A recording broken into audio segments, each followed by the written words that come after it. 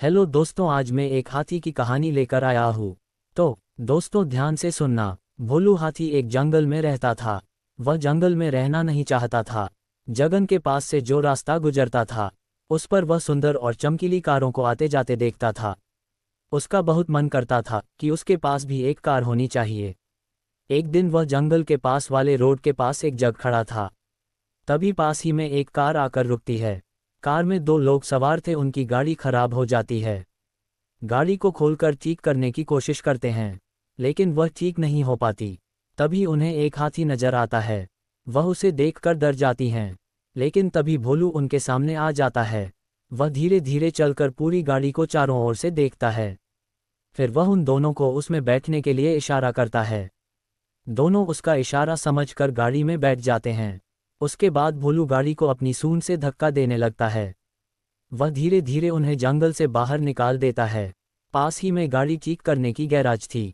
दोनों उतरकर हाथी से कहते हैं, आपने हमारी बहुत मदद की, हम आपके लिए क्या कर सकते हैं? क्या आपके लिए केले ला दें? ये सुनकर भोलू गाड़ी के चारों ओर घूमने लगता है और गाड़ी पर बार बार सूंड मारने लगता है। उन दोनों में एक सेठ जी थे और दूसरा उनका नौकर। सेठ जी कहते हैं, तुम्हें ये कार चाहिए? ये सुनकर भोलू हाँ में सूंड हिलाने लगता है। सेठ जी भोलू से कहते हैं, तुम जाओ, बहुत जल्दी हम ये गाड़ी तुम्हें देने आएंगे। भोलू मुड़कर वापस चला जाता है। सेठ जी का नौकर कहता है, ये क्या कर रहे हो सेठ जी? वो कौन सा हमें पकड़ लेगा, बेकार ही इतनी महंगी गाड़ी उसे दे रहे हैं। सेठ जी ने कहा, अगर वो चाहता तो हमसे ये गाड़ी छीन भी सकता था, लेकिन उसने हमारी मदद की। ये कहकर सेठ जी गैराज में चले जाते हैं। वहाँ के इंजीनियर को कुछ समझाते हैं। इसी तरह कई दिन बीत जाते हैं। एक दिन भोलू नदी के किनारे पानी पी रहा था। तभी उसे गाड़ी का रहान सुनाई दिया।